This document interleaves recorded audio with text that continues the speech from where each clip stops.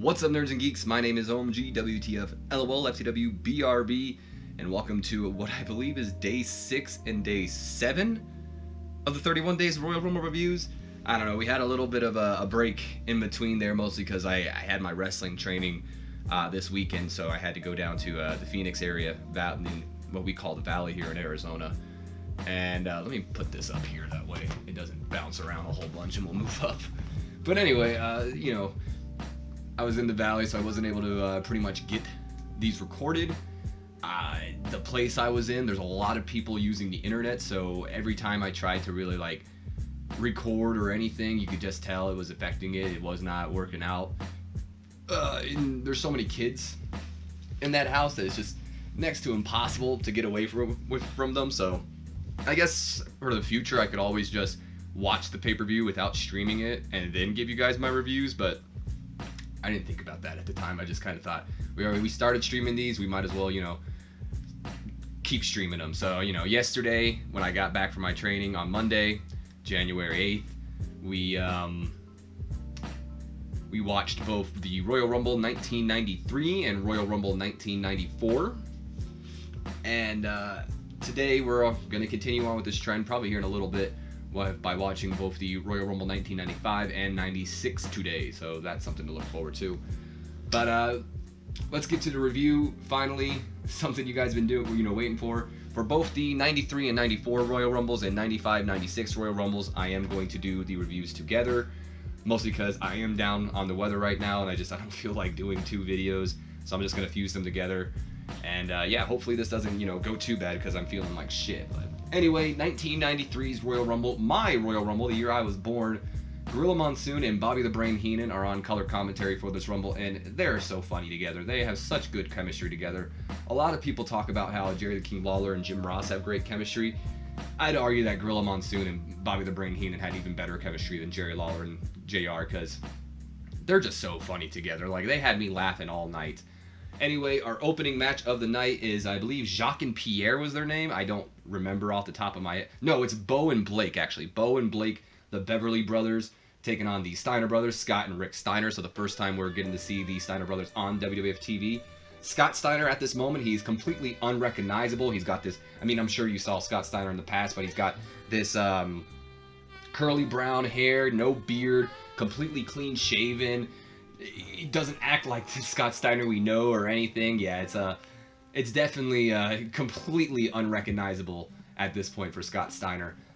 I kind of gave the Beverly Brothers crap in the last year's Royal Rumble, the 1992 Royal Rumble. They opened up the night against Jim and Owen Hart, and I really kind of gave Owen a lot of the credit in that match, because Owen Hart is just so fucking crisp. But this match proved to me that the Beverly Brothers can work. They're very decent in the ring. I'm not going to call them good. They're average at best, probably, but they can work. They're not bad or anything like that.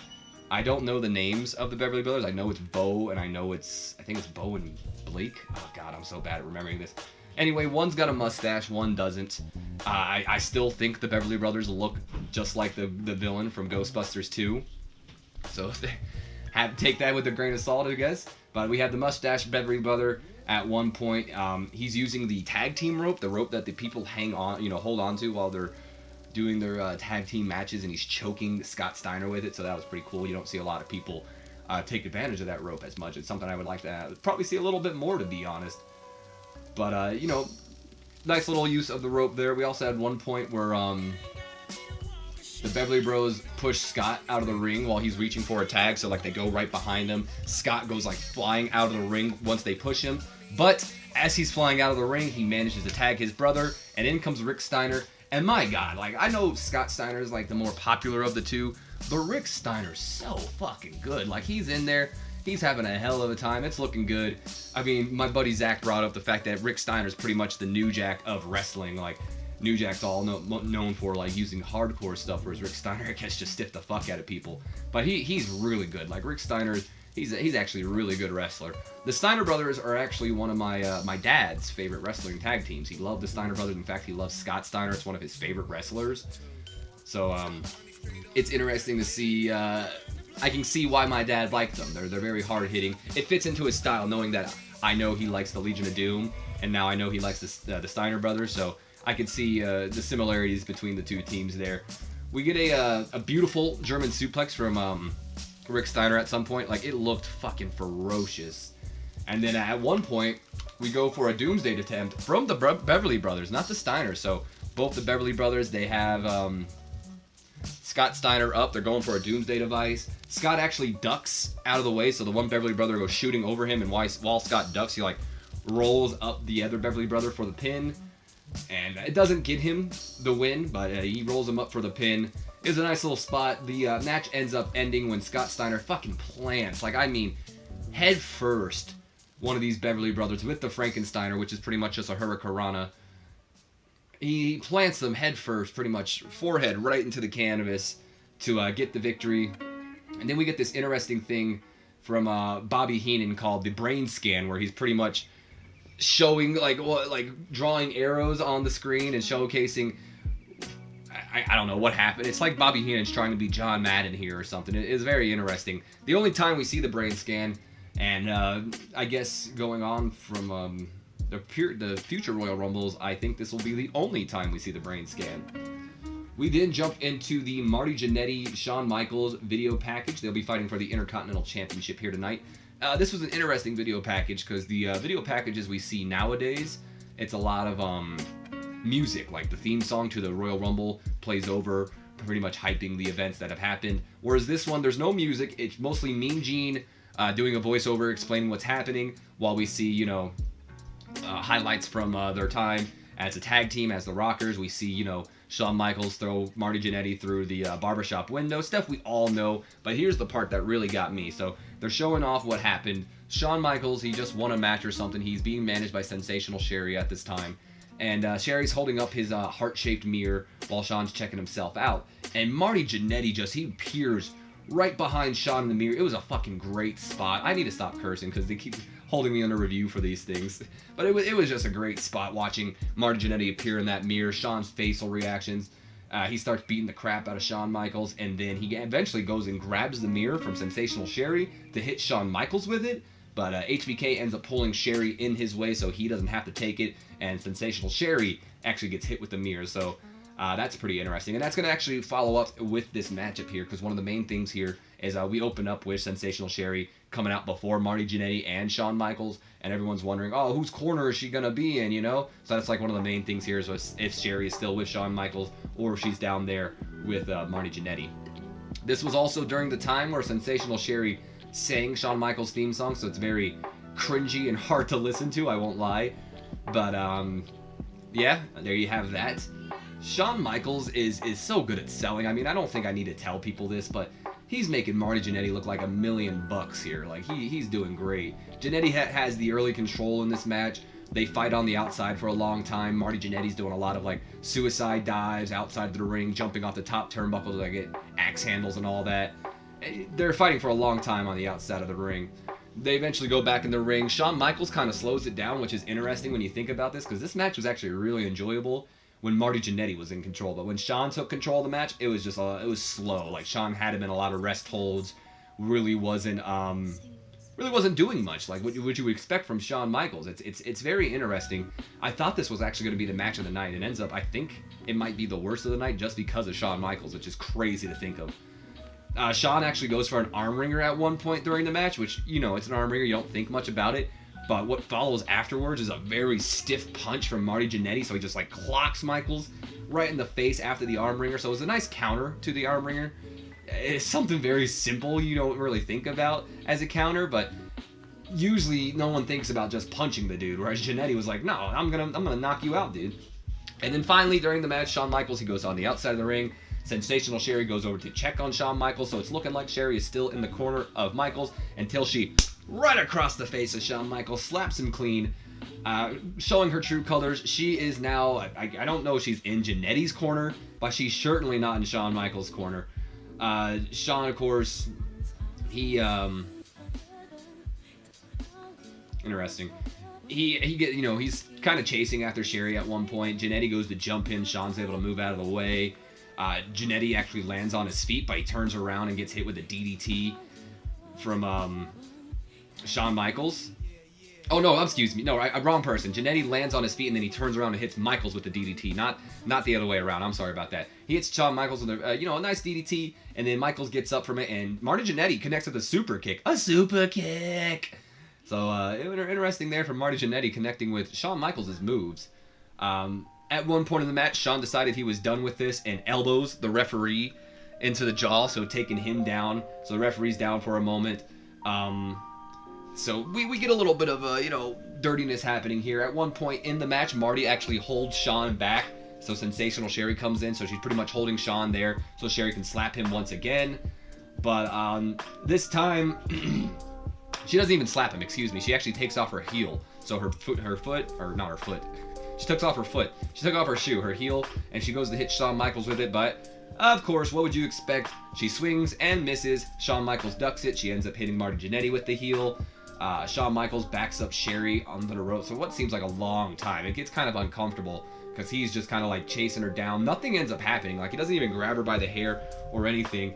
He looks back, sees Marty Jannetty get up from, getting hit by Sherry's heel, hits him with the super kick. 1, 2, 3. The referee barely gets up to count the 1, 2, 3, and Shawn Michaels retains the Intercontinental Championship in a very weird ending. Like I said, he chases Sherry down for a good couple minutes. It took a little while there just to turn around, hit Jannetty with the super kick, and win. It was very interesting. We then go backstage to seeing Sensational Sherry. She's freaking out backstage with Mean Gene. Mean Gene kind of screams at her, and he's like, "Sherry, will you listen to me?" or something. And that leads to Shawn Michaels, rushing to the back to confront Sensational Sherry for what she did. And then it leads to Marty running to the back as well. And then we get another brawl between Marty Jannetty and Shawn Michaels to pretty much end off this segment. After watching this, I'm kind of curious as to why Marty Jannetty never got really any chances. I don't know how he was, after this angle. Like, I don't know if he really didn't deliver as much. But like I said, to me in this match, Jannetty was the highlight, whereas Shawn was the one who kind of slowed it down and made a match really kind of bad. Like I mentioned this earlier, he and Gorilla are hilarious. They crack me up. I made a note of that at this moment, but I said it earlier. But they're just freaking hilarious. Great chemistry between the two. We then lead into Bam Bam Bigelow versus the Big Bossman, a battle of big guys. First time we're seeing Bam Bam Bigelow, so interesting story here about Bam Bam Bigelow before I jump into this. My great aunt, so the aunt to my stepdad, my Aunt Terry, she actually went to high school with Bam Bam Bigelow. So that's always something that stuck with me throughout my years, hearing my aunt tell me stories about him and all that. So Bam Bam's always kind of, I don't want to say he's always been a guilty pleasure wrestler to me because I really don't know a lot of his work. But I've always liked him just because of the fact that, my family kind of knows him in some sort of way. The match starts off right away. Bossman, he's putting his nightstick down, and Bam Bam just jumps him from behind. We get a nasty spill to the outside at one point for Bossman. Like, he just takes a hard bump to the outside.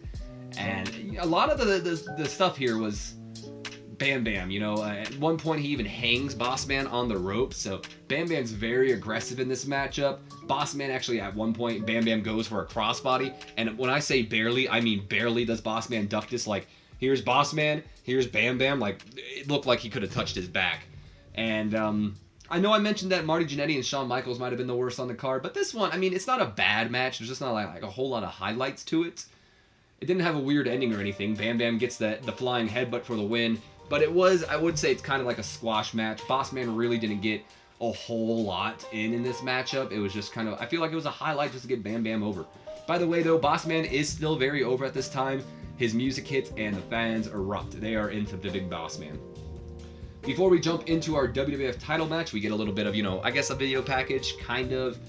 Razor Ramon is shown to attack Owen Hart. It will be Razor Ramon versus Bret Hart for the WWF title. So he attacks Owen, kind of making it personal.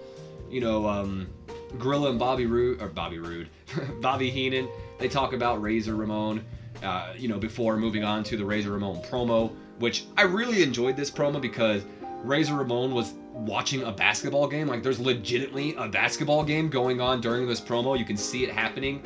And Razor cuts a pretty generic promo, but the one line he really said, he goes, "I got gold on my fingers, gold on my neck, and soon I'm going to have gold on my waist." And like I said, he's watching this basketball game the entire time. Very cool promo. We jump into the WWF title match between Razor Ramon and champion Bret the Hitman Hart.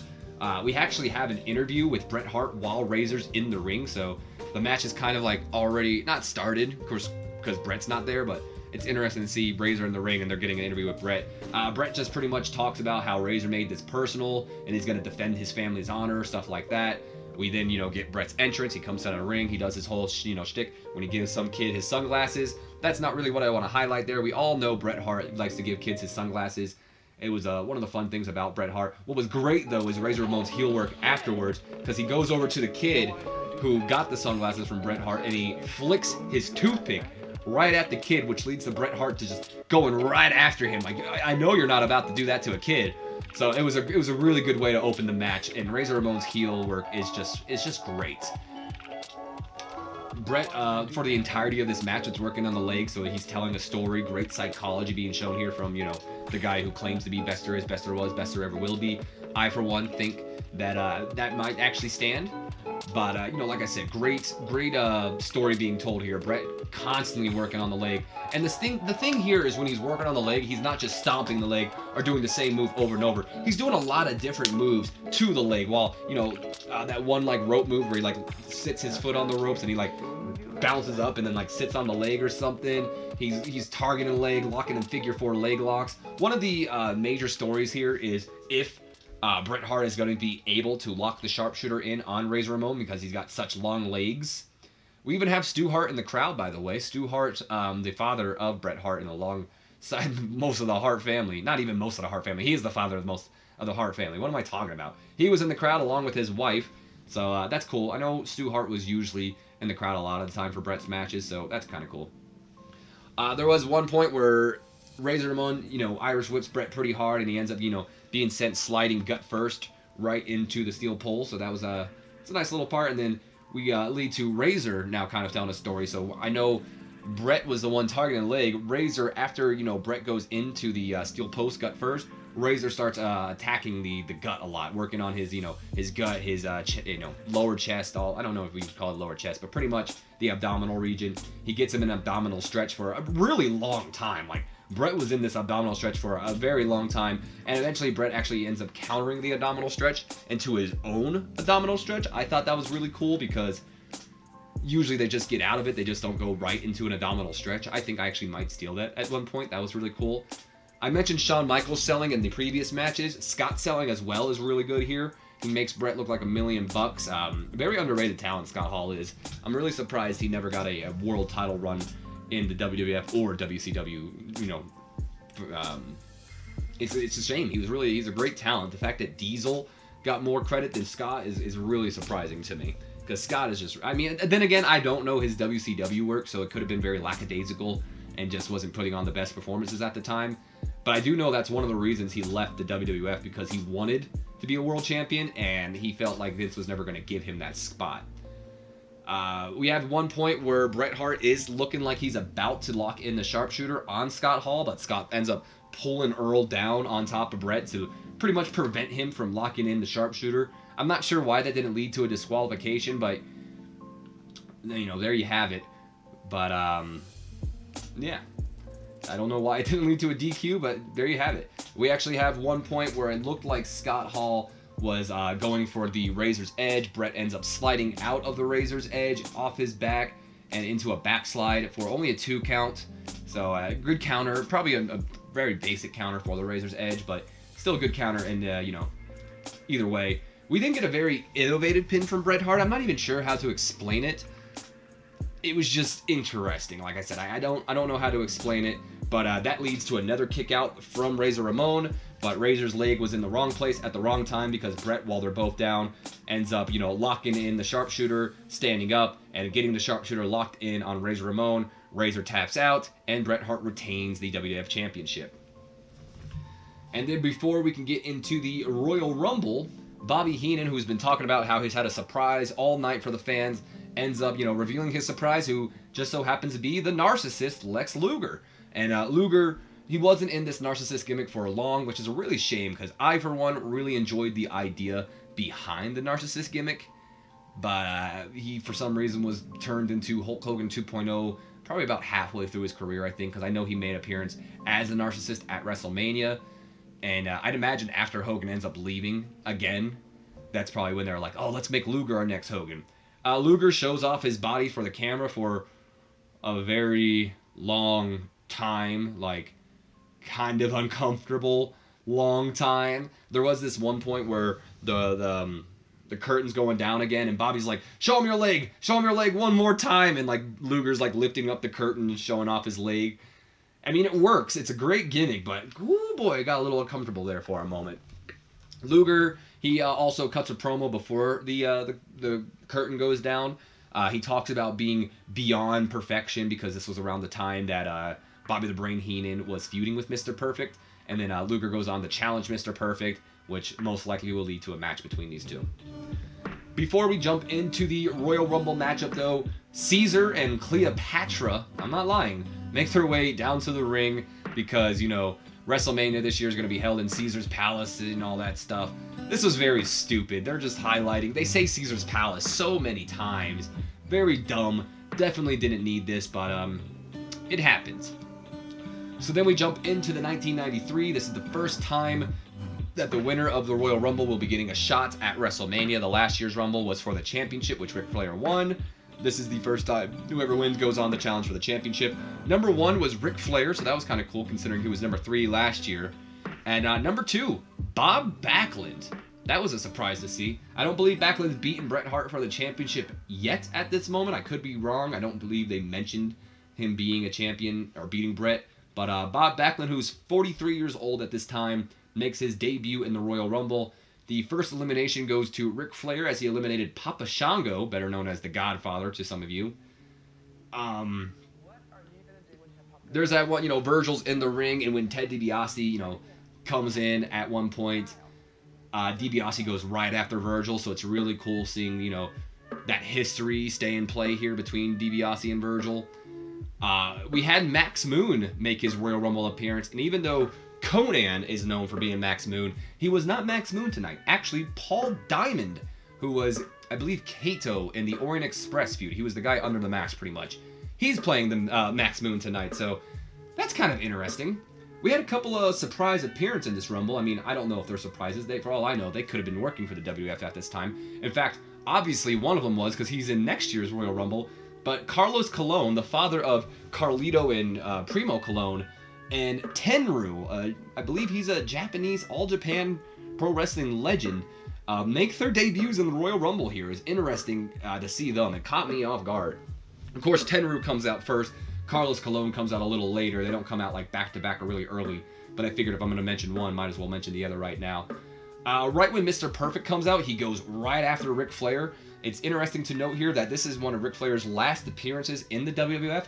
After this Royal Rumble pay-per-view leading on to Monday Night Raw, there will be a loser leaves town match between Mr. Perfect and Ric Flair that Ric Flair loses, and that will end up, you know, him leaving the WWF until, you know, he makes his last, you know, that's his last appearance in the WWF until WCW closed its doors, pretty much.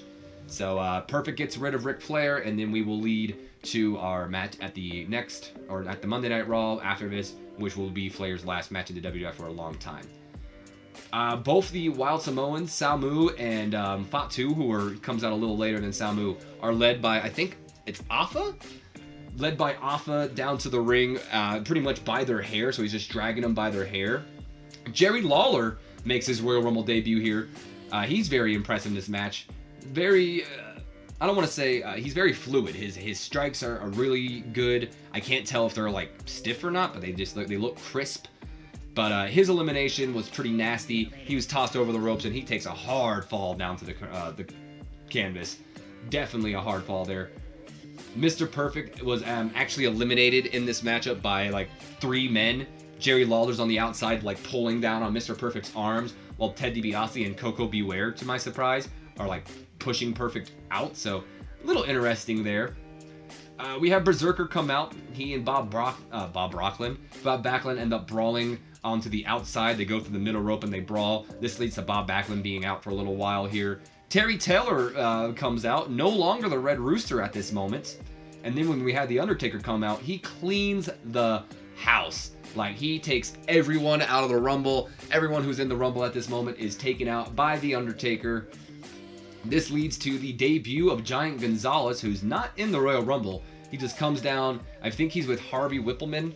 He comes down and pretty much just eliminates The Undertaker. It is I guess they had to get him out there at some point. We had Damien Demento come out, which I haven't heard that name in forever. He's main evented the very first WrestleMania, or not WrestleMania, main event of the first ever Raw against The Undertaker. He comes out, but he does not get in the ring right away. He waits for Gonzalez and Taker to fight. It's smart, but like I said, Gonzalez, he continues to just beat down on Taker. He eliminates him, and he continues to beat down on him after the elimination. Ends with the choke slam, and then I guess I shouldn't say it ends with the choke slam because he follows it up by dragging Taker over to the corner and just repeatedly smashing his leg into the steel pole. It's very dumb. But, Taker actually remains out there for a long time. We have Damien Demento, Bob Backlund, IRS, and Tatanka. They're all fighting in the ring until finally Paul Bearer comes out with the urn to resurrect Taker, and they leave. Natural disasters were in this match at one point, both Earthquake and Typhoon, and it was interesting seeing them fight it out. I don't know if they were breaking up at this time or if it's just because it was the Rumble, but they ended up fighting it out, which kind of confused me because you would think they would want to work together because they're both big guys and maybe work together to get rid of all of them, but, whatever. We then lead to Tito Santana. Continuing on his record, he was the first to be in 5 back-to-back Rumbles, and this year he's the first to be in 6 back-to-back Rumbles. Unfortunately, as we'll find out in the review for 1994, he is not in that Royal Rumble, so the record breaks. We don't have anyone who's been in all 7 at this time Royal Rumbles. So Jake the Snake was not in this. It was only Tito Santana. Earthquake, he tries to get rid of Yoko, but that doesn't happen for him. He gets a belly-to-belly. That was pretty crazy, watching Yokozuna belly-to-belly Earthquake. Everyone in the ring at one point tries to get rid of Yokozuna. Usually, this is the main spot. You see all these guys working together to try to get rid of the big guy. But this ends up not happening because Yoko just fights them all off of him, taking them all out. And this leads to number 30 coming out, which is the Macho Man Randy Savage. And out comes Macho Man Randy Savage. Yokozuna ends up tossing Owen Hart out for a pretty nasty spill as well. And then we get our final 4 after Owen Hart's elimination, I believe, which was Bob Backlund, Rick the Model Martel, Randy Savage, and Yokozuna. The 43-year-old Bob Backlund ended up being the Iron Man of this match. He was number 2, lasted all the way to the final 4. Backlund takes out Rick Martel. Yokozuna takes out Backlund. There was an interesting part when he eliminates Bob Backlund, and he goes, Samoa! Samoa forever! And it's just, you're kind of like, hey, I know, I thought you were Japanese, Kind of breaking kayfabe. But then again, maybe Yokozuna just really loves his Girl Scout cookies, so I don't know. Anyway, we have our final 2, Yokozuna and Macho Man Randy Savage. Yoko takes forever to take out Randy Savage. Like, he just continues beating him down in the ring. And it would have been cool if it led to, comeback spot. And it kind of does because Yokozuna goes running at Randy Savage for an avalanche. Savage ends up moving out of the way. Yoko falls. Savage climbs to the top rope and hits his elbow drop. But despite Randy Savage being in a Royal Rumbles before this, he goes to cover Yokozuna for a pin, which makes no sense. And Yoko tosses him off of him for the pin, and Savage goes over the ropes for Yokozuna to win the 1993 Royal Rumble. This would lead to him going on to face Bret Hart for the championship, which he beats Bret, but Hulk Hogan pulls the infamous, we need a face to close out WrestleMania, brother. So instead of lobbying for Bret Hart to beat Yokozuna, instead of Yokozuna going over Bret, they decided to have Hulk Hogan go over Yokozuna for some reason. That's Hogan for you. But before we jump to the rankings, I am going to go ahead and get to the next Royal Rumble review, which will be the 1994 Royal Rumble. My apologies ahead of time for how long that this video might go. It's definitely going to go over our normal 20 minutes, maybe even past 30. It might be a 40-minute thing. In fact, you know what? Looking at how much time we're at right now, we're at 28 minutes, so I am going to actually end this. I know I said I was going to do both Royal Rumbles in the same video. I don't want to have too many long videos up, so I'll end up just probably doing the other Royal Rumble right after I record this. And then we'll upload them and probably get to the day 8 and 9, I believe, of the Royal Rumble. So, hope you guys have enjoyed, and if you have, do me a favor, leave me a comment, like, and subscribe if you haven't done already. And as always, my name has been OMG, WTF, LOL, FTW, BRB, and I will see you guys in the next video, which will be the next Royal Rumble. So, have a good one.